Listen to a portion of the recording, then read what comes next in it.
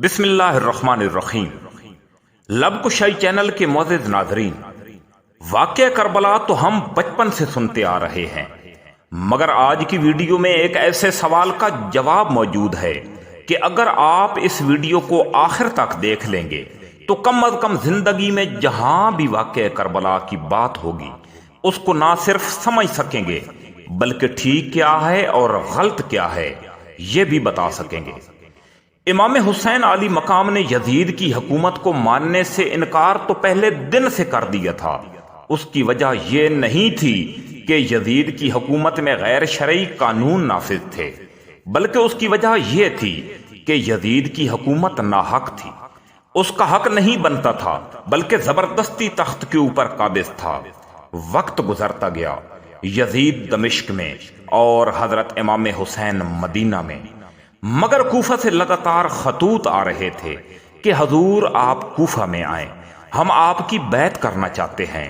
اور کوفہ حضرت علی رضی اللہ تعالی عنہ کا صدر مقام رہا تھا۔ حضرت امام حسین رضی اللہ تعالی عنہ پورے خاندان کو لے کر کوفہ پہنچ گئے۔ میں یہاں پہ بہت مختصر بیان کر رہا ہوں۔ جب یزید کو پتہ چلا کہ کوفی حضرت امام حسین کو خلیفہ بنانا چاہتے ہیں، اس نے فوراً ابن زیاد کو کوفہ کا گورنر بنا کر بھیجا اور سخت ترین احکام جاری کیے کہ کوفہ والوں کو واضح کر دو، جس نے امام حسین رضی اللہ تعالی عنہ کی بیعت کی اس کا اور اس کے تمام خاندان کا خاتمہ کر دیا جائے گا۔ کوفی اس دھمکی کو برداشت نہ کر سکے اور سب کے سب حضرت امام حسین کا ساتھ چھوڑ گئے، اور ابن سعد کو ابن زیاد نے سپہ سالار بنا کر حکم دیا کہ کوفہ والوں کا لشکر تیار کرو جو حضرت امام حسین سے جنگ کرے گا۔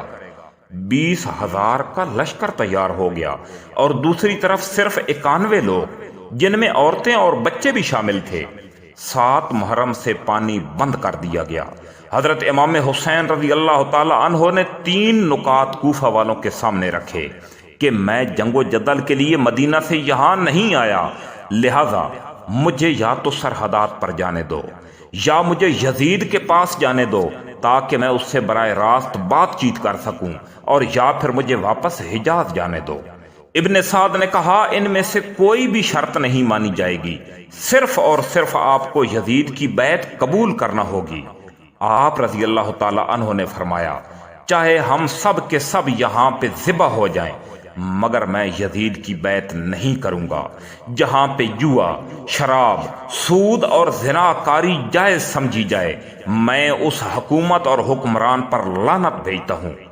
سوال یہ پیدا ہوتا ہے کہ اگر امام حسین رضی اللہ تعالی عنہ وقتی طور پر یزید کی بیعت کر لیتے تو آپ کی اور باقی اہل بیت کی جانیں بچ سکتی تھیں، آپ کی شان اور مرتبے میں کوئی فرق نہیں آنا تھا، آپ نے تو پھر بھی جنت کے جوانوں کا سردار ہی ہونا تھا، کیونکہ حضور اکرم صلی اللہ علیہ وسلم نے اس وقت فرما دیا تھا کہ حسن اور حسین جنت کے جوانوں کے سردار ہیں جب حضرت امام حسین ابھی دودھ پیتے تھے۔ مگر فرق آگے جا کر پڑنا تھا، فرق آنے والی امت میں پڑنا تھا۔ اس بات پہ ذرا غور کرنا کہ ایک ملک کا بادشاہ انتہائی ظالم اور نجس ذہن کا مالک تھا۔ وہ ذرا سی غلطی پر لوگوں کو پکڑ کر دربار میں لے آتا، ان کو کوڑے مارتا اور زبردستی خنزیر کا گوشت کھلاتا، جو نہ کھاتا اسے قتل کروا دیتا۔ ایک دن وہ ایک بہت معزز اور نیک آدمی کو پکڑ کر دربار میں لے آیا۔ جو ہی درباریوں نے دیکھا کہ آج اس نیک آدمی کی بے حرمتی ہوگی اور نجس گوشت بھی کھلایا جائے گا، تو فوراً بادشاہ کا باورچی ان کے پاس آیا اور کہنے لگا قبلہ بادشاہ آپ کو خنزیر کا گوشت کھانے پر مجبور کرے گا، لیکن پریشان نہیں ہونا، میں خنزیر کی جگہ بکرے کا گوشت پکاؤں گا، آپ نے کھا لینا ہے، اس طرح آپ کی جان بچ جائے گی۔ معزز آدمی کو جو ہی بادشاہ کے سامنے لایا گیا اس نے فوراً حکم دیا خنزیر کا گوشت لے آؤ اور اس کو کھلاؤ، نہیں کھاتا تو اس کا سر قلم کر دو۔ باورچی نے پہلے سے بکرے کا گوشت پکا کے رکھا ہوا تھا، فوراً لا کر نیک آدمی کے سامنے رکھ دیا گیا، مگر انہوں نے کھانے سے انکار کر دیا۔ باورچی نے بہت اشارے کیے لیکن اس بزرگ نے صاف انکار کیا۔ بادشاہ نے کہا اس کو لے جاؤ اور اس کا سر قلم کر دو۔ جب جلاد لے کر جانے لگے تو باورچی نے کہا جب میں نے آپ کو بتا دیا تھا کہ بکرے کا گوشت ہے آپ نے کیوں نہیں کھایا؟ خواہ مخواہ اپنی گردن کٹوا رہے ہو۔ بزرگوں نے کہا یہ تیرے اور میرے درمیان کی بات تھی کہ یہ بکرے کا گوشت ہے، میں کھا لیتا تو کوئی فرق بھی نہیں پڑنا تھا، مگر میرے ماننے والے اور میرے کردار کی نقل کرنے والے لوگ گمراہ ہو جاتے، ان کے لیے یہ دلیل بن جانی تھی کہ ناپاک گوشت کھا لینے میں کوئی حرج نہیں ہے، فلاں عالم نے بھی تو کھا لیا تھا۔ میری جان جاتی ہے تو جائے، لیکن میں معاشرے کو برباد نہیں کرنا چاہتا۔